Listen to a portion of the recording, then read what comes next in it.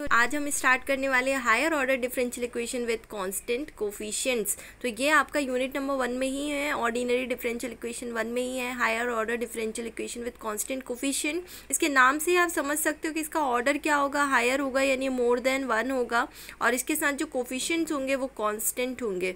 Okay, सो आपका standard form कुछ इस तरीके से हो सकता है, इक्वेशन आपकी कुछ इस तरीके से हो सकती है कि ये हायर ऑर्डर के लिए मैंने इसको nth ऑर्डर दे दिया है, dny अपॉन dx की पावर n प्लस कोफिशिएंट्स आपके यहाँ पे a0 होगा, यहाँ पे a1 होगा, यहाँ पे a2 होगा, इसके कोफिशिएंट्स आपके इस तरीके से, ये इक्वेशन इस तरीके से बढ़ती जाएगी और लास्ट में आपके पास क्या मिल जाएगा, an कांस्टेंट मिल जाएगा and y will be y, last बिल्कुल n माइनस n हो जाएगा तो वो y आपके पास अकेला बचेगा और इक्वल टू में q।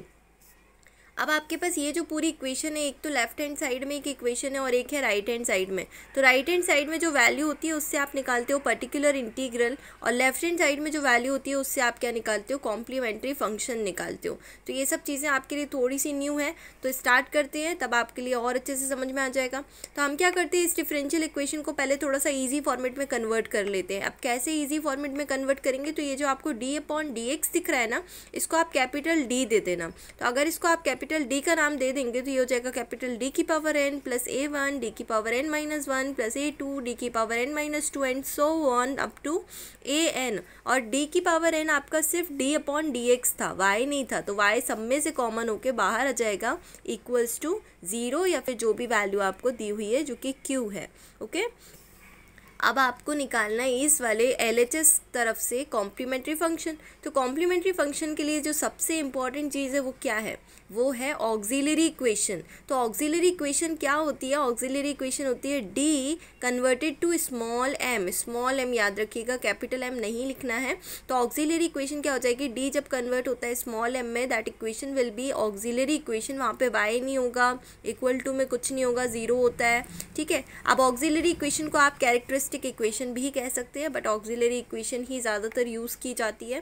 तो हमारे पास ऑक्सिलरी इक्वेशन मान लीजिए इस वाले डिफरेंशियल इक्वेशन की आ गई है, m की power n plus a1 m की power n minus 1 plus so on, कहाँ तक जाएगा, an इक्वल्स टू 0, यानी y भी नहीं आएगा और इक्वल टू में सारी वैल्यू 0 हो जाती हैं।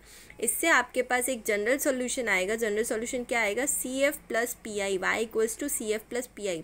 अब इतने में ही जनरल सॉल्यूशन नहीं आएगा, इसके बाद आप इसके रूट्स निकालेंगे and then you will find out the complementary function.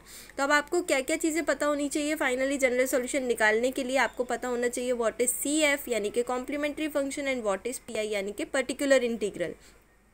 इन दोनों को हम अलग अलग देखेंगे। आपको अभी इतना अच्छे से समझ में आ गया होगा कि what is higher order differential equation with constant coefficient. इसका इंट्रोडक्शन आपने देख लिया है, कंप्लीट सॉल्यूशन कैसे निकालना है ये आपको समझ में आ गया है, ऑक्सिलरी इक्वेशन क्या होती है और इसको क्या और कहते हैं, कैरेक्टरिस्टिक इक्वेशन और कहते हैं। तो आपको ये सब चीज़ें अच्छे से समझ में आ गई होंगी। तो नेक्स्ट वीडियो का वेट करिए ताकि आपको कॉम्प्लीमेंट्री फंक्शन के हम सारे केसेस अच्छे से डिस्कस कर सकें और उसके ऊपर इक्वेशन देख सकें। Okay, thank you so much for watching this video.